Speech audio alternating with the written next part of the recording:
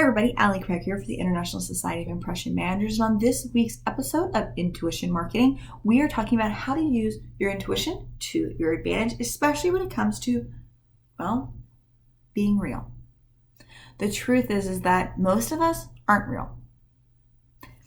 We edit ourselves, we edit what we say, we edit how we come across, and we begin to think before we speak, before we act, which on some level is good. But most of us have taken it to a level that is not good.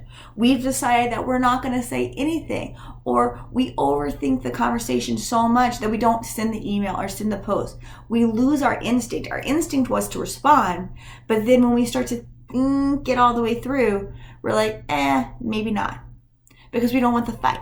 We don't want the backlash. We don't want someone hating on it because we just don't want to deal with the potential negativity that's at play. Well, here's the thing. When you're really being authentically real, it naturally comes across. Does that mean that someone will not be offended by it? Of course not. People are being offended more and more. But offense is their choice, not your responsibility.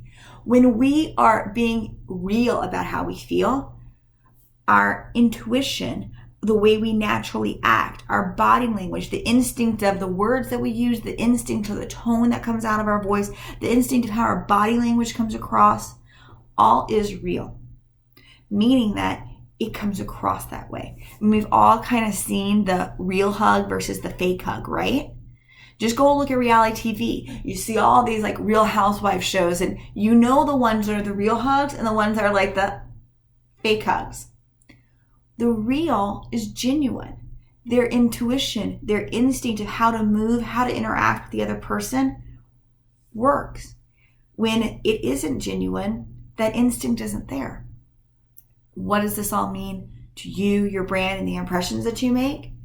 It means that when you're clear about what you really want, when you're clear about where you really stand, and you're willing to stand in that truth, your body language, your tone of voice, your nonverbal communication, all of that, you don't have to worry about, is it going to come across weird? Is someone going to get offended by that? Is that going to be creepy?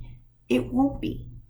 If your instinct and you're clear on what you're about is very genuine basically, then guess what? All the rest of that supports it. It's when we try to fake it, when we try to be happy when we're not, when we edit our true opinion, that's when our instinct goes awry because we can't edit our nonverbal communication. So therefore our nonverbal communication doesn't fully speak to our truth because it knows the words we're saying or the actions we're doing aren't in alignment with how we truly feel. So use your intuition to your advantage. Use what God gave us through our nonverbal communication, through our body language, through our tone of voice, and our ability to read that in other people to the relationship advantage that you're trying to build here. Be real. Don't edit or refine your message for fear of what someone else is going to think or say or do. You be you, and then let them figure out them.